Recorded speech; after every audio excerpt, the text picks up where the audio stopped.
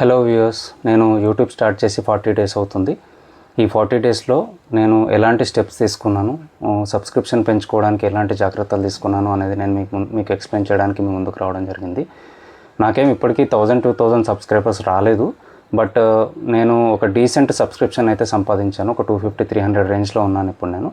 So channel start చేసిన తర్వాత 3 months 4 monthsలో కూడా ఈ మాత్రం సబ్స్క్రిప్షన్ రాని వాళ్ళు చాలామంది ఉన్నారు. సో నేను తీసుకున్న స్టెప్స్ ఏంటి, ఎలాంటి జాగ్రత్తలు తీసుకున్నాను అనేది నేను మీకు ఎక్స్ప్లెయిన్ చేస్తాను. నేను యూట్యూబ్ ఛానల్ స్టార్ట్ చేసిన రోజు నేను ఒకటి ఏం డిసైడ్ అయినంటే ఎవ్రీడే ఛాలెంజ్, అంటే ఎవ్రీడే ఒక షార్ట్ ఛాలెంజ్ తీసుకున్నాను. నేను ఎన్ని డేస్ అయితే నేను యూట్యూబ్ ఛానల్ అంటే ఫస్ట్ 6 months అట్లీస్ట్ డైలీ ఒక షార్ట్ అప్లోడ్ చేసే విధంగా ప్లాన్ చేసుకున్నాను. అదేవిధంగా నేను షార్ట్స్ కూడా అప్లోడ్ చేస్తున్నాను. కావాలంటే మీరు నా ఛానల్కి వెళ్ళి చూడొచ్చు, నేను ఎటువంటి షార్ట్స్ అప్లోడ్ చేస్తున్నాను, ఎటువంటి జాగ్రత్తలు తీసుకుంటున్నాను అనేది చూడొచ్చు మీరు. సో ఈ 30-35 డేస్లో నాకు ఆల్మోస్ట్ ఒక 200 సబ్స్క్రైబర్స్ రావడం జరిగింది. ఫస్ట్ 30 డేస్లో నాకు ఏం పెద్దగా రెస్పాన్స్ రాలేదు.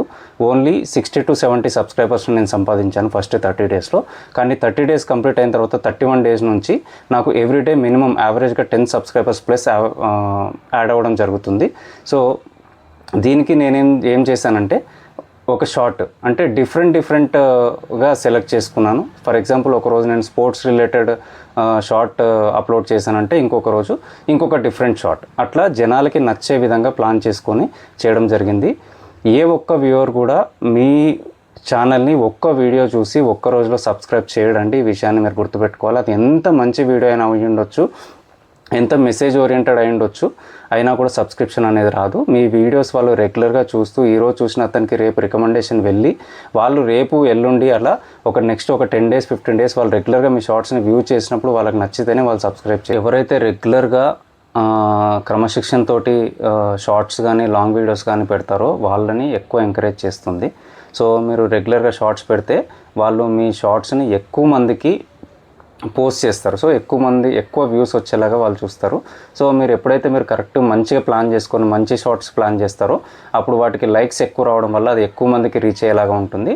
సో మీరు ఏదో ఒక షార్ట్ చేసేసాము అని కాకుండా అట్లీస్ట్ వీక్లో ఒక 2-3 hours టైం పెట్టుకొని ఆ వీక్కి సరిపోయిన షార్ట్స్ మీరు ప్లాన్ చేసుకోండి. ఒక 8-10 మీ టైంని బట్టి ఒక 8-10 షార్ట్స్ మీరు ప్లాన్ చేసుకుంటే సో ఎవ్రీడే మీరు దానిపైన టైం స్పెండ్ చేయడం అనేది లేకుండా వారానికి ఒక రోజు టైం స్పెండ్ చేస్తే సరిపోతుంది.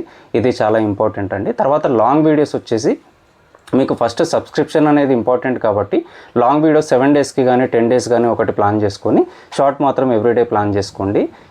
ఇది కనుక మీరు ఫాలో అయితే మీ ఛానల్ తప్పకుండా సక్సెస్ అవుతుందండి. నా ఛానల్ మీరు వెళ్ళి చూడండి ఒకసారి, నేను కూడా అదే ఫాలో అవుతున్నాను.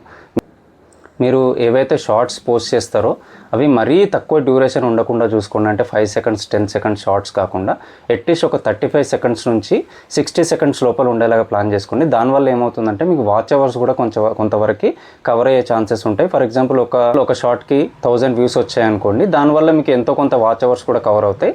సో మినిమం 35 seconds నుంచి 55-60 seconds ఉండేలాగా చూసుకోండి ఒక షార్ట్. మరీ డ్యూరేషన్ ఎక్కువగా ఉంటే కూడా మీరు వ్యూవర్స్ని ఉంచలేరండి, వాళ్ళు స్కిప్ చేసేస్తారు. సో ఈ యావరేజ్గా ఈ టైం ఉండేలాగా చూసుకోండి. దీనివల్ల మీరు వ్యూవర్ని స్కిప్ చేయకుండా చూసుకునే అవకాశం ఉంటుంది. తర్వాత మీకు వైటీ స్టూడియో అనేసి ఒక ఆప్షన్ ఉంటుందండి. ఆ ఆప్షన్కి వెళ్ళి మీరు ఒకసారి చెక్ చేసుకోండి మీ షార్ట్ ఉన్నారో అది ఎంతమంది స్కిప్ చేస్తున్నారు, ఎంతమంది ఎంత పర్సెంటేజ్ వరకు చూస్తున్నారు, అంటే 5%, 10%, 20% అనేది మీకు అక్కడ వైటీ స్టూడియోలో క్లియర్గా వస్తుంది. సో అదొకసారి చెక్ చేసుకొని ఒకవేళ 5-10 secondsకి స్కిప్ చేస్తున్నారంటే ఎందుకు స్కిప్ అవుతుంది, సో నెక్స్ట్ షార్ట్లో అది ఎందుకు స్కిప్ అవుతుంది అనేది చెక్ చేసుకొని అది అవ్వకుండా చూసుకోండి. ఇలా చేస్తూ పోతే మీరు కంపల్సరీగా యూట్యూబ్లో సక్సెస్ అవుతారండి. యూట్యూబ్లో సక్సెస్ అవ్వడం అనేది పెద్ద విషయం ఏం కాదు, కాకపోతే మన దగ్గర కన్సిస్టెన్సీ అనేది ఉండాలి. ఆ కన్సిస్టెన్సీని మీరు కరెక్ట్గా ఉంటే మీరు తప్పకుండా యూట్యూబ్లో సక్సెస్ అవుతారు. థ్యాంక్ యూ అండి.